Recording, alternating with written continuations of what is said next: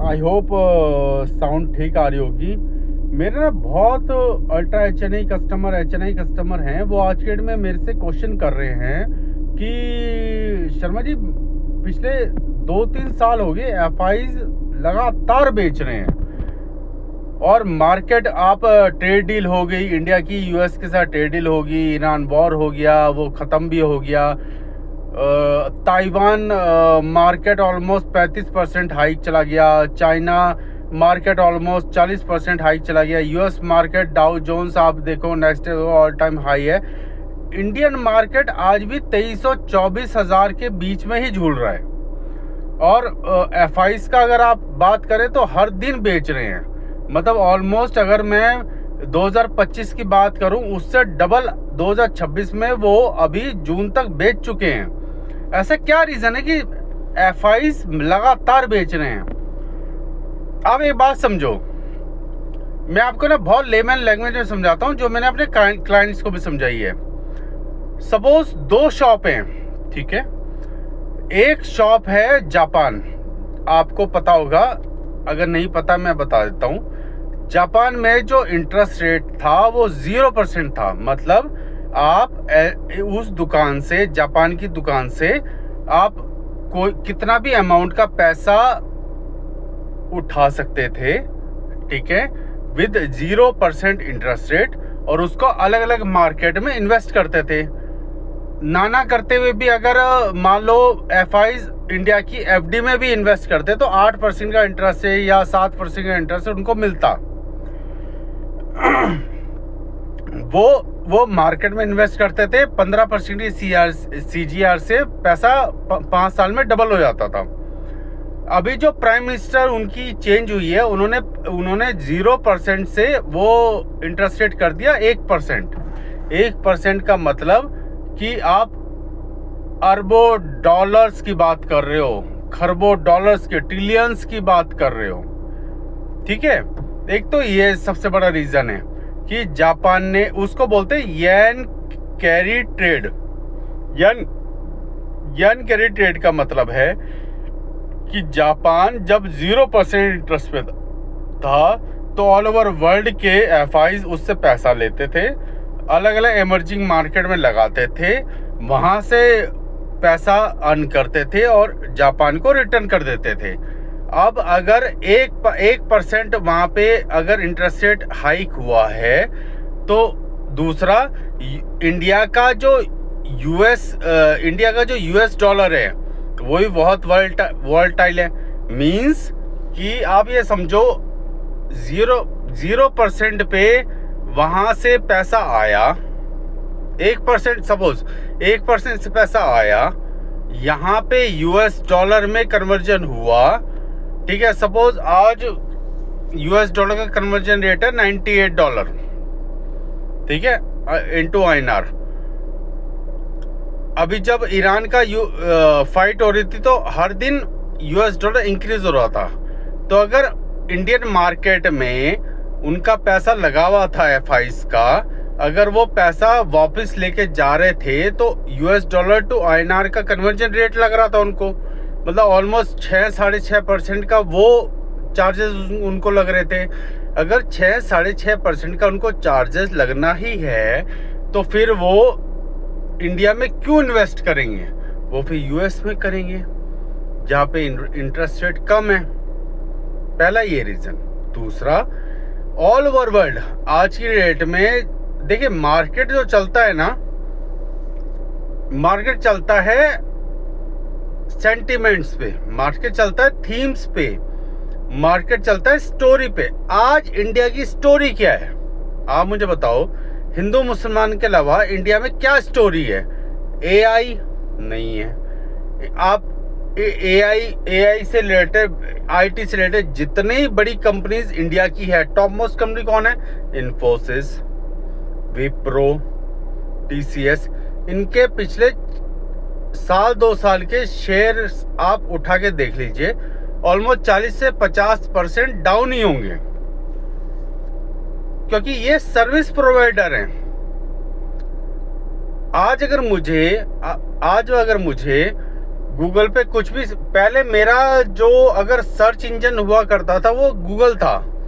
आज मेरा जो सर्च इंजन है वो चैट जीपीटी है। सपोज चैट जीपीटी, अगर मेरे को कुछ सिंपल सा डाटा चाहिए तो चैट जीपीटी है।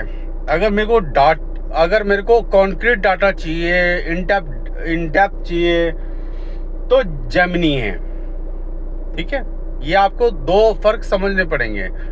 आज की डेट में अगर मैं कुछ भी सर्च करता हूं तो मैं गूगल पे सर्च नहीं करता। अगर मुझे ये चाहिए कि फलानी जगह पे बेस्ट ये चीज़ कहाँ मिलेगी, मैं गूगल पे सर्च नहीं करता, मैं चैट जीपीटी सर्च करता हूँ या जेमिनी में सर्च करता हूँ। जेमिनी मुझे कॉन्क्रीट डाटा देता है कि भाई तुम्हारी लोकेशन पे 20 लोग ये हैं, 20 लोगों का डाटा ये है, इनके रिव्यूज़ ये हैं, ये इनका मेन्यू ये है, आपका बजट के हिसाब से ये चीज़ें आ रही हैं। ये है जेमिनी। चैट जीपीटी मुझे क्या बताता है, तो आपकी लोकेशन पे ये लोकेशन है, ठीक है, ये लोग हैं, ठीक है, इनमें से जो बेस्ट पॉसिबल है वो आपको बता के दे देता है। अगर आपको इन डेप्थ नॉलेज चाहिए तो जेमिनी, और अगर बहुत रैंडम सा नॉलेज चाहिए, ठीक है, सिंपल गूगल वाला काम, तो चैट जीपीटी। ये फर्क आपको ये समझना आना चाहिए। आज के डेट में गूगल उतना सर्च इंजन नहीं रहा। इंडिया में कोई भी ना गूगल है, ना चैट जीपीटी है, ना जेमिनी है। ताइवान में गूगल को, जेमिनी को, चैट जीपीटी को चलाने के लिए तो भी मॉड्यूल चाहिए, जिसको बोलते हैं सेमीकंडक्टर, वो ताइवान में है, वो चाइना में है, वो कोरिया में है। निफ्टी ने पिछले 2 साल में या 3 साल में जो रिटर्न है उसके वो 0% है। ताइवान का जो रिटर्न है 70% है। चाइना का जो रिटर्न है वो 40% है। आप गूगल पे सर्च कर लेना। यूएस ऑल टाइम हाई पे है। आप मुझे बताओ, एफआईस के पास, मेरे पास एफआईस क्लाइंट भी हैं, एचएनआई, अल्ट्रा एचएनआई कस्टमर, वो मुझसे पूछते हैं शर्मा जी मुझे एक चीज बताओ, मैं क्यों इंडिया में इन्वेस्ट करूं? ठीक है, ना आपके पास एआई है, ना आपके पास इंडिया में कोई भी ऐसी कंपनी है जो ये प्रॉमिस करती है कि पिछले 10 साल में 30% CAGR से बढ़ेगी। एनवीडिया, यूएस की कंपनी है एनवीडिया, ऑलमोस्ट 32% के CAGR से इंक्रीज हो रही है। आपके पास कोई कंपनी है? नो। आपकी आईटी कंपनी लेबर काम कर रही है। लेबर काम करने के लिए हमें बंदे की जरूरत ही नहीं है। हम एंथ्रोपिक और ओपन एआई को बोलेंगे, वो 10 बंदों का काम एक बंदे से काम करके हमें दे देगी। यानी क्रेडिटेड एआई का ना होना बहुत बड़ा रीजन है। दूसरा, यूएस डॉलर इंडेक्स। आप ये समझो, जैसे इंडिया का यूएस डॉलर टू आईएनआर होता है ना, ऐसी world wide US dollar index होता है। ठीक है, कि पूरे वर्ल्ड में यूएस डॉलर के क्या वैल्यू है। अगर वो $100 के इक्विवेलेंट है तो रीजनेबल है, मतलब सारी दुनिया यूएस से वो ट्रांजैक्शन कर सकती है। आज की डेट में यूएस डॉलर इंडेक्स 101.4050 है, विच इज ऑलमोस्ट, मतलब ये समझ लो कि हाई रिस्क जो होता है उस पे है। यानी इसका मतलब क्या है, इन्फ्लेशन बढ़ेगा। इसका मतलब क्या है कि यूएस को रेट हाइक करने पड़ेंगे। अगर रेट हाइक करने पड़ेंगे तो इन्फ्लेशन इंक्रीज होगा। ये लास्ट वाला पॉइंट शायद आपको समझ में नहीं आया होगा। नेक्स्ट वीडियो में इसको भी ब्रीफ करूंगा कि अगर यूएस डॉलर इंडेक्स अगर इंक्रीज होता है $100 से 101 से ऊपर चला जाता है, आप ये समझो एक हम बोरोवर हैं, ठीक है। हम अगर आज मुझे पर्सनल लोन चाहिए या आपको पर्सनल लोन चाहिए, बैंक हमें 12 से 13% भी देता है, हद से 11% भी देता है आफ्टर नेगोशिएशन। इंडिया का जो इंडेक्स है, आप ये समझो, अगर बोरोइंग इंडेक्स है वो 6% है, 5.5% के आसपास। यानी इंडिया को अगर गवर्नमेंट को आरबीआई से पैसा चाहिए तो 5.5% पे मिलेगा। उसी तरह से अगर यूएस में अगर यूएस गवर्नमेंट को अगर पैसा चाहिए तो वो 10.5% पे मिलता था, आज वो हो गया 11.5%। यानी यूएस गवर्नमेंट की परचेजिंग पावर घट गई।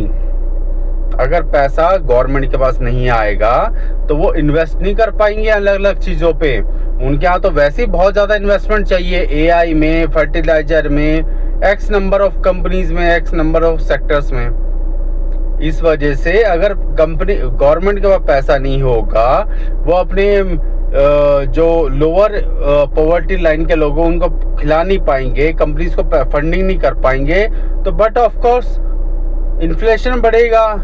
सब इंपोर्ट नहीं कर पाएंगे तो इन्फ्लेशन बढ़ता है, पैसे की कमी से फंडिंग नहीं हो पाएगी, ठीक है ना, इंटरेस्ट रेट बढ़ाना पड़ेगा।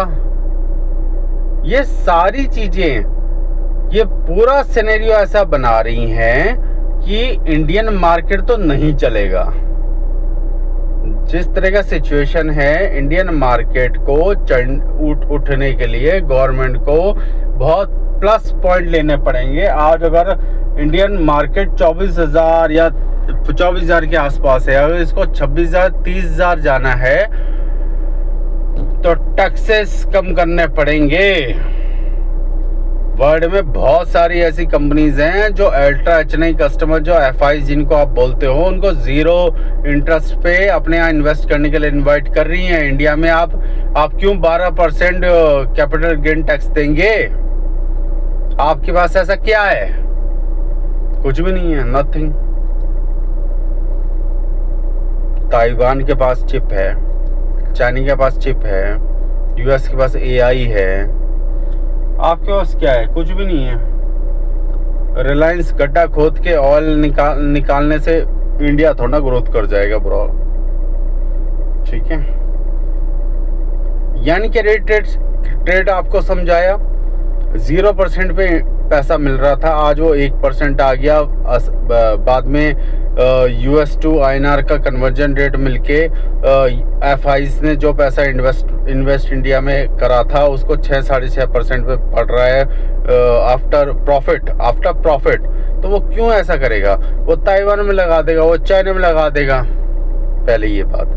दूसरा, एआई का कुछ भी आपके पास नहीं है, कोई ऐसी कंपनी इंडिया में नहीं है जो ओपन एआई, चलो उनको तो कम्पीट करने की बात छोड़ो, कोई एक अपना सॉफ्टवेयर ही लिया है जिसको हम यूज कर पाए, नथिंग। दूसरी वीडियो में मैं आपको समझाऊंगा कि यूएस डॉलर इंडेक्स क्या, जब यूएस फेडरल बैंक अपना रेट इंक्रीज करेगा तो क्या इफेक्ट होगा, अगर कम होगा तो क्या इफेक्ट होगा।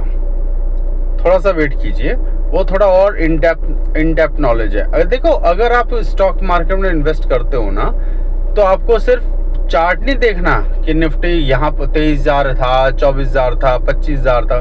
आपको ये समझना है कि क्यों आप ये देख रहे हो सब कुछ ठीक हो गया, ईरान यूएस हाथ मिला लिए सब कुछ, फिर भी इंडियन मार्केट उठ ही नहीं रहा है, 24,000 से क्रॉस ही नहीं कर पा रहा है।